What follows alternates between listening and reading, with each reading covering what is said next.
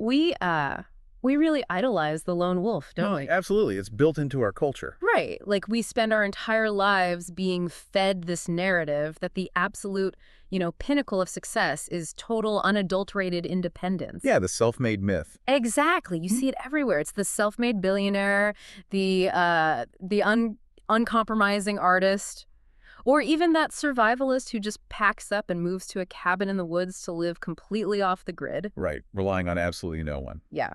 We treat self-sufficiency not just as like a financial or professional goal, but as a profound moral virtue.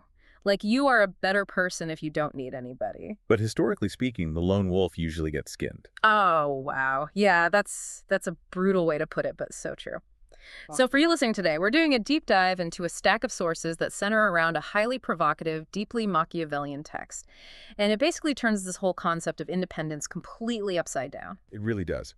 The core argument here is that in your pursuit of needing absolutely no one, you are actually stripping away all of your own structural power. Which sounds crazy at first. It does.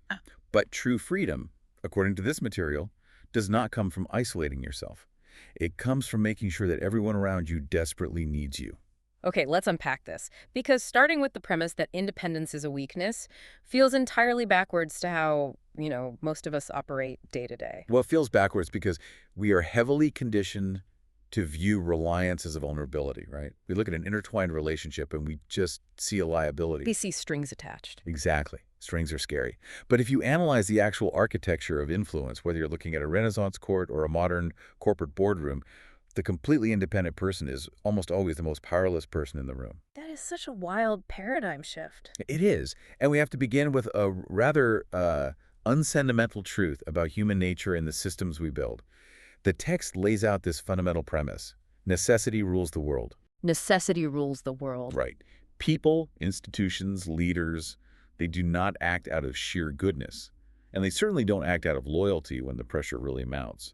They act because they are structurally compelled to do so. So to survive, you basically have to manufacture a profound need for your presence. Yes. And to truly grasp how to construct that dependency, we actually need to look at the inverse first. We need to examine the devastating and often fatal consequences of failing to do so. The danger of just being good at your job. Right. We have to look at what happens when you are incredibly competent, but utterly unnecessary. The deadly reward of competence. That phrase from the text really, it really stuck with me. It's a chilling phrase. It really is, and the sources provide this historical situation that perfectly illustrates the mechanics of this danger. So it involves a mercenary soldier, a condottieri, operating in Italy during the Middle Ages. Right. These were essentially freelance generals for hire. Exactly. His actual name has been lost to history, but his actions are thoroughly documented. So he was hired by the town of Siena to save them from a foreign aggressor. And the stakes were literally life and death for the entire city. Total destruction. Yeah. And he did exactly what he was paid to do. I mean, he was brilliant on the battlefield, he routed the enemy, and he essentially saved the entire town. Flawless execution. Flawless. So the citizens of Siena were obviously, immensely relieved. And the city leaders convened a special assembly to figure out how to reward this guy. You really have to analyze the psychology of that assembly room, though. They're sitting there trying to quantify the value of their own continued existence. Right. It's an impossible calculation. The debt is infinite. Literally infinite. So they start running through the options like, do we give him all the money in the treasury? But the assembly decides that isn't enough to equal the preservation of their city. Money seems too cheap for saving everyone's lives. Right. So then they say, do we make him the Lord of Siena? They debate it, but conclude that even giving him total political control falls short of this massive debt they owe him. They are completely paralyzed by the sheer weight of this gratitude. Utterly paralyzed. And then finally, one citizen stands up and offers this logistical solution to their psychological burden. He proposes, let us kill him and then worship him as our patron saint. It's so dark. And that is exactly what they did. They executed the man who saved them. They executed him. I mean, I just don't buy that the citizens of Siena woke up, felt super grateful, and decided to commit murder out of the blue. There had to be a structural tipping point there. It sounds like a dark comedy, but how does gratitude actually curdle into a death sentence? Well, it curdles because infinite debt breeds intense resentment. And more importantly, it breeds extreme fear. Fear of the guy who just saved you. Absolutely. The citizen who suggested killing the mercenary was performing a very cold piece of calculus. Think about it. This condottieri was powerful enough to defeat the foreign army, Right. which meant he was easily powerful enough to take over Siena by force whenever he pleased. Ooh! Oh, wow. So by saving them, he actually proved he was a massive threat. Exactly. He demonstrated a level of military competence that made him an existential threat to the current leadership. The city leaders realized they could never, ever pay him enough to guarantee that he wouldn't just turn on them tomorrow. Because he was just an independent contractor. He had a massive army and zero structural ties to the city's long-term health. Right. He didn't need Siena. Siena needed him, but only for that one battle. Yeah. So they eliminated the variable. By killing him. They killed the physical threat. And then by canonizing him as a saint, they reaped all the PR benefits of honoring him without paying the geopolitical cost of keeping him alive. Wow. He was terrifyingly competent, but he had no leverage beyond the immediate battle. He became a deity instead of a pensioner, purely because his competence made him a liability. That is just, it's wild. And while canonizing someone to avoid paying them sounds like, medieval absurdity, the exact same underlying logic doomed another famous military figure detailed in our sources, Right. the Count of Carmagnola. Yes, the case of Carmagnola in 1442 provides an even clearer look at this math of replaceability. Set the stage for us. Who was he? So Carmagnola was one of the most wildly successful condottieri in Renaissance Italy. Late in his career, he's contracted by the city of Venice, and Venice at this time is locked in a grueling, protracted war with Florence. So they bring in the heavy hitter. Right, and Carmagnola does what he always does. He goes out and he wins, he commands the battlefield, he becomes this massive favorite among the common people, and he is operating at the absolute peak of his profession. He's the star player. Exactly. Then, abruptly, he receives a message from the Venetian government.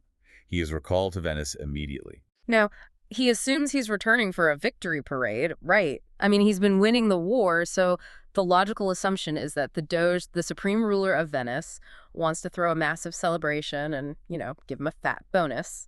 That is the assumption of a man who is completely blinded by his own competence. So what actually happens? He arrives in Venice and is initially received with the splendor you'd expect for a conquering hero. The officials tell him, "You are scheduled to dine this evening with the Doge himself, inside the Doge's palace." Sounds great so far. Right, so he makes his way toward the palace, expecting this grand feast. But as he walks with the guards, he notices they are altering the route. Uh-oh. Yeah, they're not steering him toward the grand staterooms or the dining halls. They are leading him across the Bridge of Sighs. Oh, man. For those unfamiliar with the specific geography of the Doge's palace, the Bridge of Sighs is this enclosed limestone bridge, and it connects the interrogation rooms directly to the prison. It got its name because it was the absolute last view of the beautiful Venetian lagoon that convicts would ever see before being locked away in the dungeons. So the moment Carmagnola steps onto that bridge, Yeah. the horrific reality of his situation just crystallizes. There is no dinner. There is no bonus. They are taking him to the dungeon. Just a complete rug pull. Total rug pull. The Venetian authorities convict him on a completely fabricated charge of treason. And the very next morning, in the Piazza San Marco, in front of a crowd of citizens who are utterly bewildered by how their great hero fell so fast, Carmagnola is beheaded. The sources offer a really, cold breakdown of why the Doge made this move. It wasn't just typical political backstabbing. It was a rigorous return on investment calculation. It was the brutal math of the marketplace. Break that down. The fundamental problem for Carmagnola was the nature of his industry. Yes, he was exceptional, but he was a mercenary. And Italy was flooded with other mercenaries. Supply and demand. Exactly. There were younger, hungrier condottieri who were perfectly capable of winning battles for Venice. And over the years, Carmagnola had grown older, he had grown highly independent, and crucially, he started demanding vastly larger sums of money for his services. He priced himself out of his own utility. He did. He became an expensive, arrogant, independent contractor in a market filled with cheaper alternatives. So the Doge of Venice just looks at the P&L of the war effort. Right. Keeping Carmagnola means paying exorbitant fees to a man who is increasingly difficult to control and who holds no deep loyalty to the Venetian state. Executing him, on the other hand, costs us nothing. And it sends a message. A huge message. It immediately resets the market rate for the next mercenary they hire, and it sends a chilling message about who holds the real power. The Doge lost nothing by severing Carmagnola's head because, at the end of the day, a general is just a general. Wow. Carmagnola assumed his past victories guaranteed his future security. He mistook his high level of skill for true indispensability. I look at this and I see the ultimate violent manifestation of what we now call the corporate competence trap. Oh, absolutely. Like, think about the modern worker.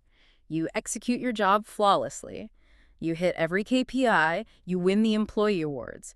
But if the processes you use to achieve those results are highly standardized. If anyone can do it. Right. If your specific skill set can be easily matched by a keyword search on LinkedIn, you are incredibly vulnerable.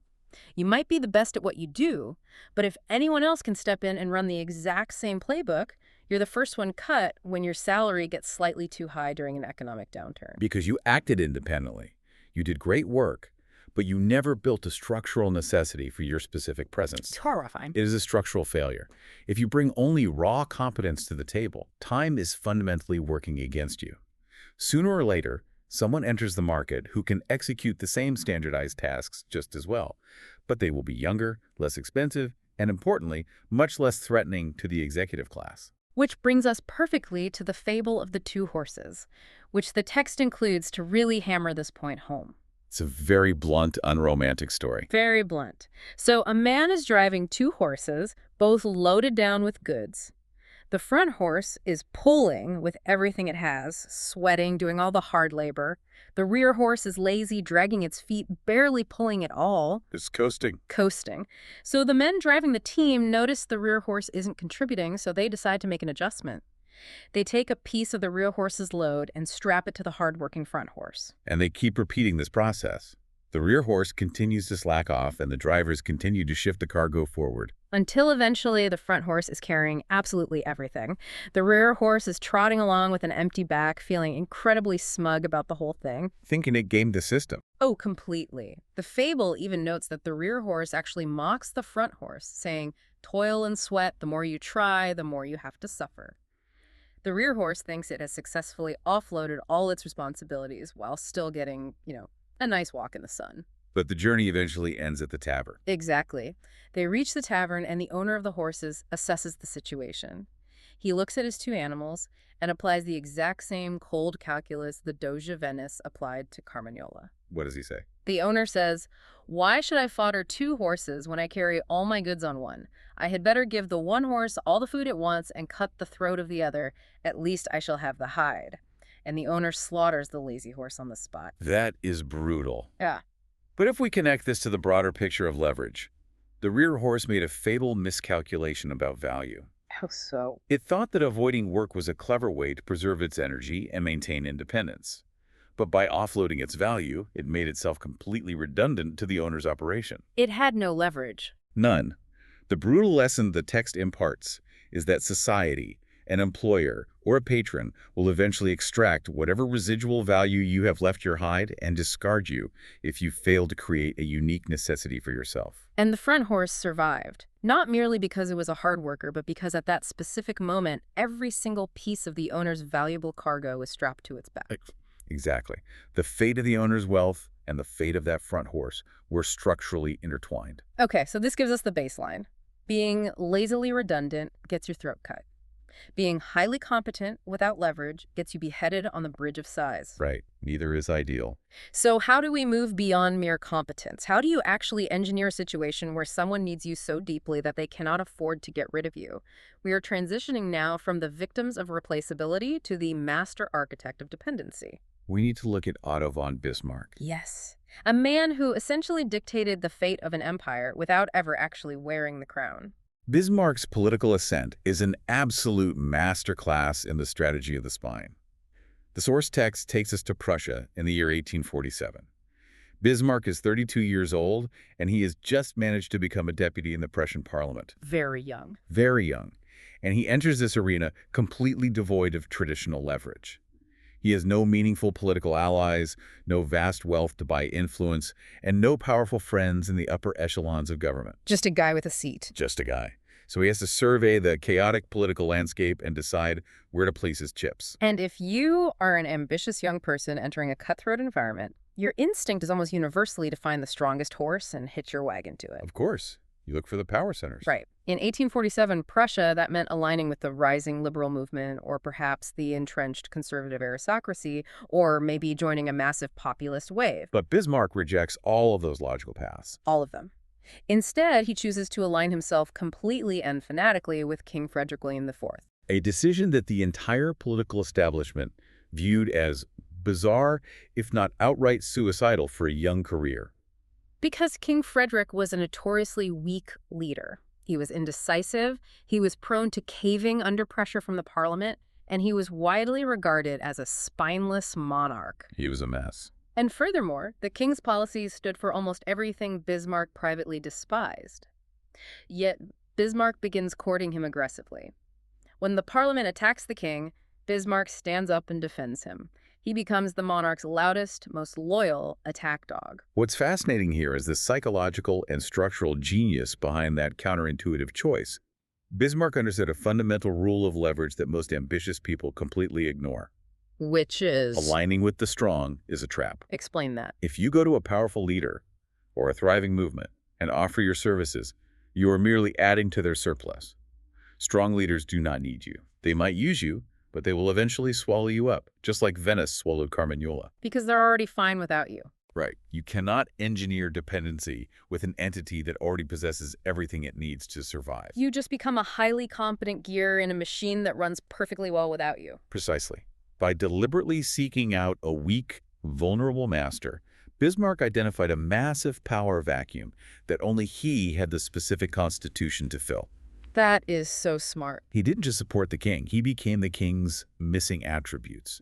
He became his strength. He became his political intelligence. He became his spine. The strategy of the spine. Exactly.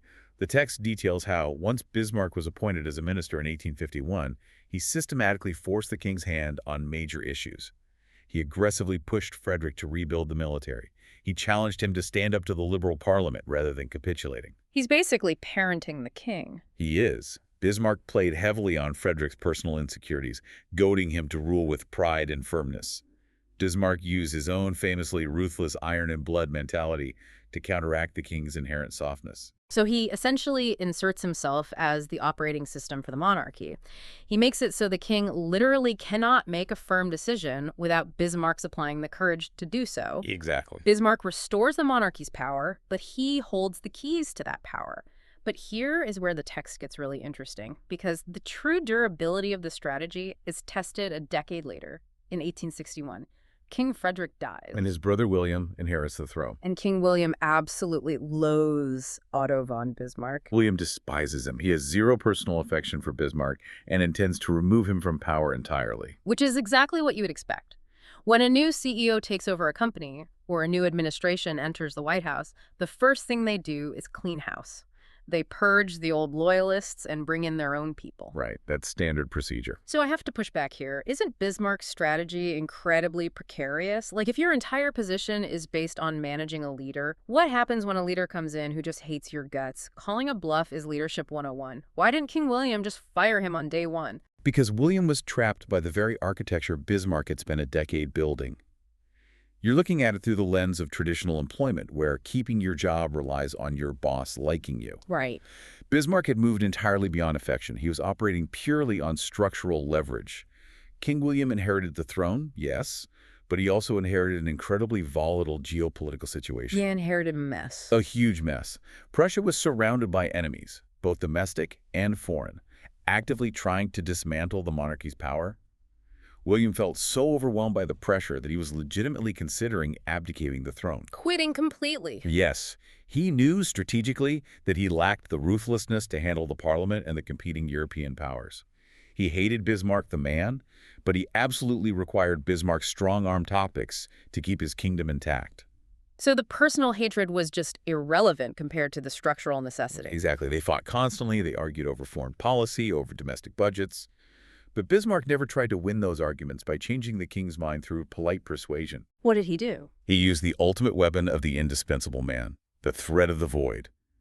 Whenever they reached a severe impasse, Bismarck would simply threaten to resign. Just, I'm out. I'm out. Yeah. He would pack his bags and tell the king, essentially, good luck dealing with the liberals and the Austrians without me.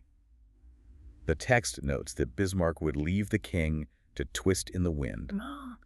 And every single time, faced with the terrifying prospect of actually having to govern on his own, King William capitulated. He called his bluff, and the king folded. Every time. Bismarck leveraged that dynamic so thoroughly that he manipulated the king into allowing himself to be crowned emperor of a unified Germany. But it was Bismarck who became the imperial chancellor, the knighted prince. Bismarck controlled all the levers of the German Empire. He enjoyed all the immense benefits of absolute power without actually wearing the crown, which means he didn't have the massive target on his back that monarchs usually carry. If the people were angry, they blamed the emperor, but Bismarck held the steering wheel. That is the zenith of reverse independence. The emperor was the titular master, but his desperate structural need for Bismarck's spine meant the emperor was effectively a slave to Bismarck's will. Okay, so we see Bismarck pulling this off on a massive geopolitical scale to shape modern Europe. But what if you aren't trying to build an empire? Most of us aren't. Right. What if you're just trying to secure your position in a company or an industry or a creative field? The sources provide specific, actionable models for how this intertwining of fates functions in everyday practice. And they categorize dependency into two distinct mechanisms: intensive power and extensive power. Let's examine the first mechanism, which is intensive power. This relies on possessing a singular, highly specialized, and practically irreplaceable talent. It is power derived from extreme concentration. And the historical model the text provides is Michelangelo. Yes, Michelangelo and Pope Julius II. So, in the Renaissance art world, a painter or sculptor's entire livelihood depended on securing a wealthy patron. You needed someone to pay for the marble, the paint, and your living expenses. You couldn't just open a gallery. Exactly. So Michelangelo secures the ultimate patron in Pope Julius II. They agree on a massive project, the construction of the Pope's grand marble tomb. But they have a spectacular, explosive falling out over the logistics and the funding. It gets ugly. It gets very ugly. It escalates to the point where Michelangelo essentially tells the Pope to shove it, and he storms out of Rome in disgust. Now, analyze the expected power dynamic there. For 99.9% of artists in that era, walking out on the Pope is career suicide, if not actual suicide. The Pope is one of the most powerful men in Europe. Exactly. The Pope's courtiers are stunned. They are waiting for the Pope to issue an order to have Michelangelo ruined or imprisoned, but that isn't what happens. No. The Pope does not banish him. Instead, the Pope actively hunts Michelangelo down and, despite his notoriously haughty ego, actually begs the artist to return to Rome and finish the work. Because Pope Julius, despite his massive ego, understood the cold reality of intensive power. The Pope controlled vast wealth and armies. If he wanted a cathedral built, he could hire 100 competent architects. Sure. But he could never, under any circumstances, find another Michelangelo. The talent was so extraordinarily concentrated and singular that it completely inverted the traditional master-servant dynamic. Because if Michelangelo needed money, there were dozens of other wealthy dukes and kings in Europe who would eagerly fund his work. Right. But if the Pope wanted a masterpiece of that specific caliber, he had exactly one option. That is the essence of intensive power. You become a monopoly of one. You develop a skill so unique that you defy the normal laws of gravity in your industry. It's incredibly potent. But intensive power has a fatal flaw, doesn't it? If you aren't a once-in-a-generation genius, that model just doesn't work for you. Furthermore, if the Pope suddenly decides he doesn't care about art anymore, Michelangelo is out of luck. It's brittle. Yeah, it's brittle. So how do you protect yourself when you aren't a generational talent? You have to build a web. You have to weave yourself into the structure. And that brings us to the second model, which I think is much more applicable to the average listener. It involves building a chain of dependence. This is a highly pragmatic approach, and the text takes us to Hollywood in 1951 to demonstrate it. So this is the era of the House Un-American Activities Committee, the HUAC hearings. The government is ruthlessly investigating the film industry, looking for anyone with suspected ties to the Communist Party. The studios are absolutely terrified of the government. And we're going to look at this strictly through the lens of business mechanics and leverage, setting aside the massive political and ethical debates of the era, exactly as the source material does. Right, purely as a case study in leverage. So the president of Columbia Pictures is a man named Harry Cohn. One morning, a group of his top executives walk into his office looking completely panicked. They inform Cohn that one of their screenwriters, a man named John Howard Lawson, has just been publicly identified by the committee as a suspected communist. And the executives present this as an open and shut case. They tell Cohn that Lawson must be fired immediately and blacklisted. If Columbia Pictures protects him, they risk the wrath of the federal government, massive public boycotts, and severe financial ruin. And based on Harry Cohn's personal profile, firing Lawson should have been his immediate instinct. Oh, without hesitation. Right, because Harry Cohn was fiercely right-wing. He was a staunch Republican who actively admired fascists. The text notes he kept a framed, signed photograph of Benito Mussolini prominently displayed in his office. Not exactly a guy sympathetic to communism. Not at all. Cohn frequently used communist as his go-to insult when he was screaming at people. Every single ideological, personal, and political instinct inside Harry Cohn should have driven him to eagerly throw Lawson out the window. Yet, to the profound shock of the executives in that room, Cohn flatly refuses to fire the screenwriter. Yeah. He shields Lawson from the committee. Now, why does he do that? The text makes it very clear that Cohn didn't experience, a sudden awakening about free speech. And it wasn't because Lawson was just a really good writer. Hollywood was packed with incredibly competent writers who were blacklisted and ruined without a second thought. Competence couldn't stop a congressional subpoena. Exactly. Cohn protected Lawson because of a very specific chain of dependence. Lawson happened to be the absolute favorite writer of Humphrey Bogart. And Humphrey Bogart was the biggest, most bankable, most lucrative star Columbia Pictures had. This perfectly illustrates the mechanics of the dependency chain. You do not always need to be directly entwined with the ultimate authority figure, in this case, Harry Cohn. You merely need to be an indispensable link in a chain that the authority figure relies on for their survival. Harry Cohn didn't care about Lawson, but he cared deeply about Bogart's happiness, because Bogart's happiness generated millions of dollars. And firing Lawson meant angering Bogart, which threatened the studio's bottom line. Exactly. For a ruthless businessman like Cohn, the guaranteed financial devastation of losing Bogart was a far more terrifying prospect than the abstract political pressure of a congressional committee. It is pure leverage, overriding deeply held ideology. Lawson didn't need Cohn to like him. He just needed to be structurally attached to the golden goose. Right. Which leads perfectly into the third model the text explores, extensive power. If intensive power is about being a singular sharp point, extensive power is about being absolutely everywhere. And the prime example here is Henry Kissinger during his tenure in the Nixon White House.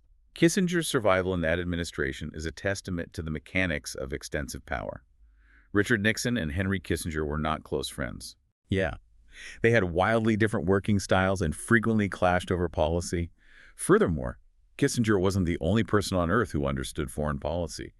Nixon had access to an entire State Department full of competent diplomats. And the Nixon White House was infamous for its paranoia and its brutal, sudden purges of staff. So how did Kissinger, a man Nixon often deeply resented, survive all the bloodlettings? Because Kissinger understood how to weave a structural web. He didn't just advise the president. He systematically enmeshed himself in the daily operations of multiple different departments. He got his hands in everything. Everything. He hoarded critical information, he bypassed traditional State Department channels to set up his own back-channel communications with foreign leaders, and he inserted himself into the approval workflows of various intelligence and military apparatuses. So he made sure that his physical presence was required to move the machinery of government forward. Yes. He became the ultimate bottleneck. You know, it reminds me of the concept of legacy code in software engineering. Oh, that's a great comparison. Right. You had this massive corporate software system that was built 20 years ago. It's tangled, it's poorly documented, and it's deeply embedded into the company's servers. The executives might hate the one grumpy IT guy who wrote it, but they can't fire him. Because if they pull him out, the entire system crashes and the business stops functioning. That's exactly it. Kissinger made himself the legacy code of the Nixon administration. Nixon couldn't neatly extract him because pulling the Kissinger thread would unravel dozens of delicate, interdependent diplomatic operations. That is the exact mechanism. He manufactured a scenario where his removal was more dangerous to Nixon than his retention. The text really asks the reader to seriously evaluate these models. In your own career, which strategy are you pursuing? Right. Are you aiming for intensive power, spending thousands of hours refining a singular elite skill so that the market has to come to you? Or are you building extensive power, volunteering for cross-departmental committees, controlling the flow of essential data, and making sure that if you take a 2-week vacation, the entire office grinds to a halt? It's a critical audit of your own working life. Like, stop volunteering for standard tasks that just prove you are a competent workhorse. Start volunteering for tasks that make you a structural bottleneck. It changes everything. It really does. So we've seen how this psychology of leverage protects careers and generates wealth. But the source material takes a much darker turn here because in the most extreme environments, mastering these mechanics wasn't just about keeping your job. It was literally about avoiding the executioner. Which brings us to the court of King Louis VII of France, historically known as the Spider King, and his relationship with his court astrologer. This is one of the most brilliant psychological maneuvers in the entire text. So King Louis was a deeply paranoid man, but he had a fascination with astrology. He employs this astrologer, and one day the astrologer makes a specific prediction. He claims that a prominent lady of the French court will die within 8 days. Very specific. Very specific. Yep. And against all odds, the prophecy comes true. The woman dies exactly when he said she would. Now, instead of being impressed, King Louis is terrified. Because he's paranoid. Right. His paranoid mind processes this event and arrives at two possible conclusions. First, the astrologer actually murdered the woman simply to prove his prediction was accurate, which makes him a dangerous sociopath. Sure. Or second, the astrologer genuinely possesses powerful dark magic, which makes him a direct threat to the king's own authority. Either way, it's bad news for the astrologer. Exactly. Either way, Louis applies that cold P&L logic we discussed earlier. The variable must be eliminated. The astrologer has to die. So King Louis devises a trap. He summons the astrologer to his personal quarters, which are located at the very top of a high castle tower. Before the astrologer arrives, Louis stations his loyal guards in the room with very specific instructions. What does he tell them? He tells them, when I give a specific hand signal, you are to grab this man, drag him to the window, and hurl him to the stones hundreds of feet below. It is a guaranteed death sentence. The astrologer enters the room, completely oblivious to the guards waiting to execute him. But King Louis, perhaps wanting to exert his dominance or just, play with his victim, decides to ask one final question before delivering the fatal signal. The king looks at him and says, you claim to understand astrology and to know the fate of others so perfectly. Tell me then what your own fate will be and exactly how long you have to live. It is the ultimate trick question. Right, because if the astrologer says he will live a long life, the king throws him out the window to prove him a fraud. But the astrologer's response is an absolute masterclass in the rapid deployment of intertwined fates. He doesn't panic. He doesn't beg for mercy or try to change the subject. What's he say?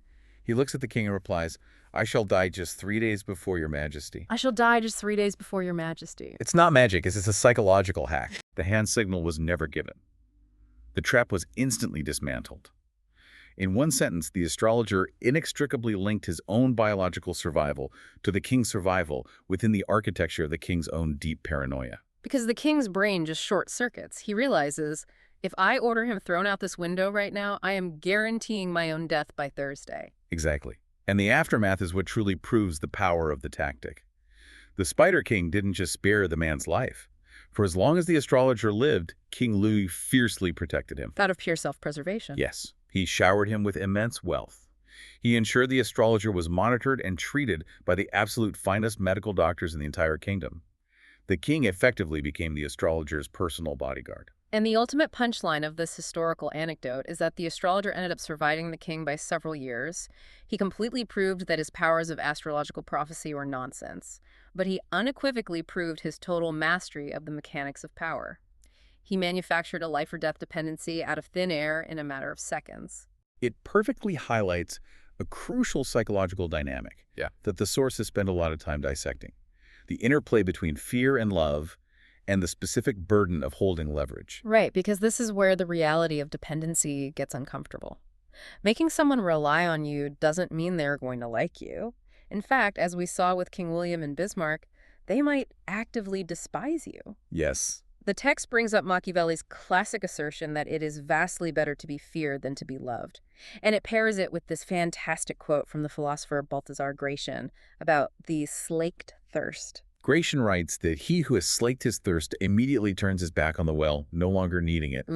The moment someone extracts the value they want from you, if there is no ongoing structural dependency, their behavior changes instantly. The civility vanishes, the respect disappears. The underlying lesson is that you must keep hope alive, but never completely satisfy it. You never give them the entire glass of water. You Yeah. give them just enough drops to keep them tethered to the well. Precisely.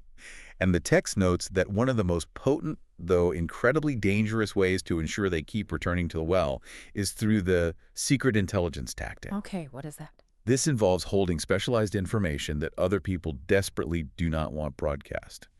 You seal your fate with theirs by knowing where the bodies are buried. The source points to J. Edgar Hoover, who maintained an iron grip on the FBI and massive influence across multiple U.S. presidencies. Right. Presidents who hated Hoover couldn't fire him because Hoover made it very clear that he possessed files on all of them. Destroying him meant exposing themselves. Okay, here's where it gets really interesting because I have to push back on this tactic. The source itself issues a massive warning about it. This sounds completely exhausting. Right. If you build your leverage purely on blackmail or hoarding secrets, you breed an environment of intense, suffocating paranoia. You might be untouchable, but the master deeply resents you. They actively fear you. You are constantly looking over your shoulder, waiting for them to find a way to neutralize you without triggering the trap. What good is structural power if it brings you absolutely zero peace of mind? Well, it is the ultimate paradox of ruling through fear.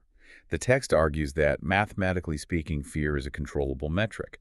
You can measure and manage someone's fear of exposure, just like you can manage their fear of losing your specialized IT skills. Sure. Love and friendship, however, are subtle, deeply changeable, and ultimately insecure foundations for a career. But I agree, the secret intelligence route is a dark path. It often cancels out the psychological benefits of the security it provides because you become a prisoner of your own leverage. Which is exactly why I prefer the next piece of source material they use to illustrate a healthier, much more elegant way to navigate this dynamic. It steps away from the Machiavellian darkness and uses an excerpt from Rudyard Kipling's Just So stories. Yes. Specifically, the fable of the cat that walked by himself. It serves as a beautiful allegory for how to maintain specialized independence while operating within a system of dependency. In the fable, the cat negotiates a very specific bargain with the woman who lives in the cave. The cat agrees to provide a necessary service. He will kill the mice in the cave, and he will be gentle with the babies. In exchange, the woman agrees to provide him with warm white milk 3 times a day and a place by the fire. But the crucial element of the story is what the cat explicitly refuses to do. He refuses to be entirely domesticated. He refuses to act like the dog or the man who give themselves over completely to the system of the cave. Right. The cat tells the woman, if I have my place in the caves by the fire and my warm white milk 3 times a day, I do not care what the man or the dog can do. The cat fulfills his side of the contract flawlessly. He provides the highly specialized necessary skill that keeps the cave functional. He gives just enough value to secure his resources, but he deliberately retains his wildness. He doesn't sell his soul. No, the text emphasizes that when the night comes, he is the cat that walks by himself. He goes out to the wet wild woods, waving his wild tail and walking by his wild lone. Let's translate this to the modern corporate environment. Think about the most valuable consultant or the elite freelance specialist you know. They come in, they solve the incredibly complex problems that the salaried employees can't fix, and they secure the warm milk, the high fee, the security. Right. But they don't surrender their entire identity to the corporate cave. They don't go to the mandatory fun retreats. They don't engage in the petty office politics. They maintain an aura of independence, a slight wildness that constantly reminds the executives, I am choosing to be here because the milk is warm, but I could easily walk back into the woods tomorrow if the terms change. It is the perfect equilibrium. You prove that you are structurally necessary, but you never allow yourself to be entirely owned. Now, at this stage in the deep dive, if you are listening to all of this, you might be feeling a bit overwhelmed. You might be thinking, this is exhausting. This delicate, constant dance of making people depend on me, measuring out the drops of water, managing their fear, playing the cat in the cave. Why bother? It's a lot of work. It is. Why not just accumulate so much power and wealth that I simply do not need anyone at all? Why not just build an absolute monopoly and be done with it? It's a completely fair question. But the final section of our source material explicitly and aggressively warns against falling into this exact trap. The text calls it the monopolist's trap. It acknowledges that it is basic human nature to eventually tire of the friction of interdependence. Once you gain a certain amount of leverage, the natural ego-driven drive is to push further. You want to win the whole game. You seek absolute control. The sources point to the massive monopolistic drives of historical titans like J.P. Morgan or John D. Rockefeller. Their ultimate goal wasn't just to be the best in the market.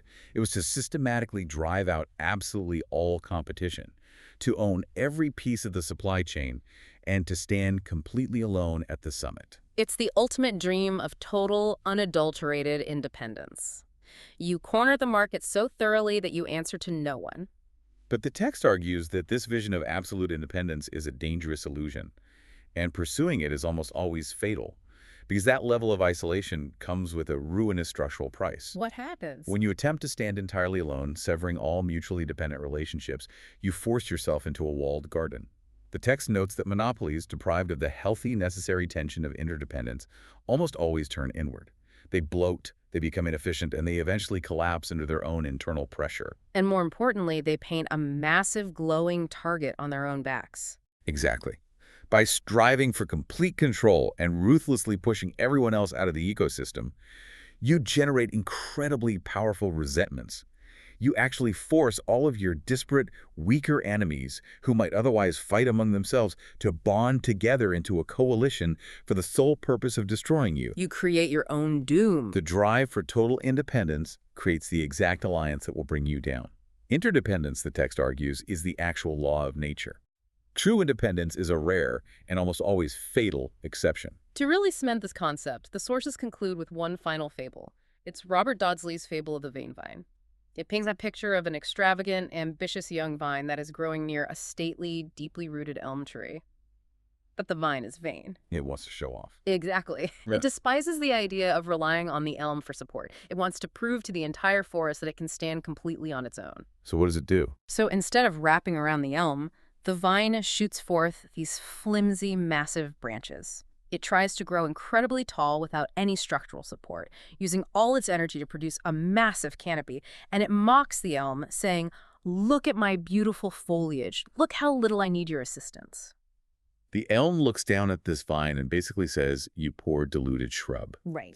The elm points out the fatal mechanical flaw in the vine's strategy. It says, if you truly wanted to be independent, you should have applied your juices to enlarging your own stem, building a solid foundation. Instead, you've wasted all your energy on unnecessary foliage just to show off. The elm calmly predicts that the first strong wind will come and the vine will be groveling on the dirt.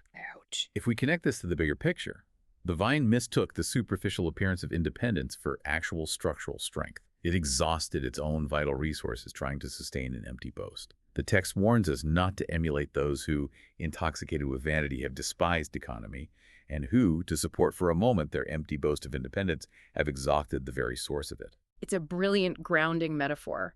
So what does this all mean? When we pull all these disparate threads together and look at the tapestry we've woven today, we have gone on quite a journey.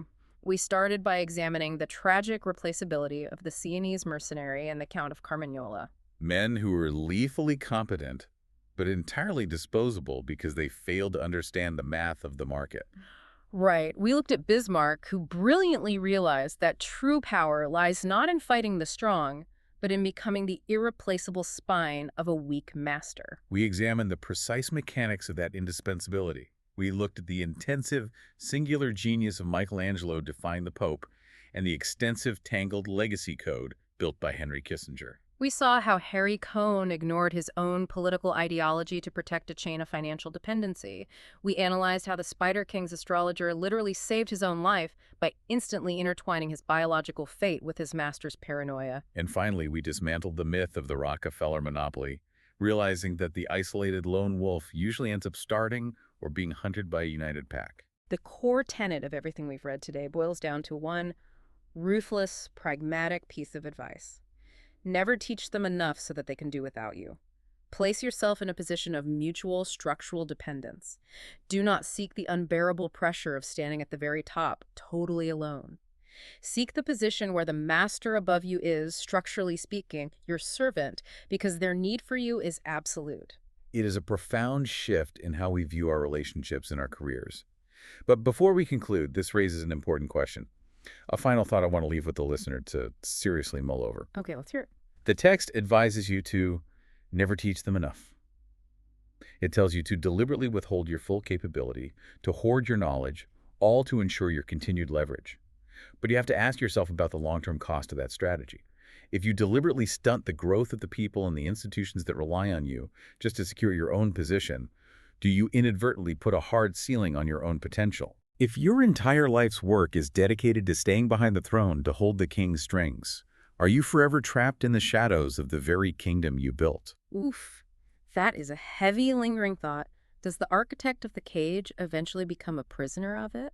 If you are the only one who can keep the system running, you can never actually leave the system. It's a paradox you really have to grapple with if you choose to play this game of leverage. Thank you so much for joining us on this deep dive today. As you go back out into your own world tomorrow, into your offices, your creative partnerships, and your relationships, take a hard look around. Look past the job titles, look past the org charts, and look past who is speaking the loudest in the meeting. Ask yourself the only structural question that actually matters. Who is depending on who?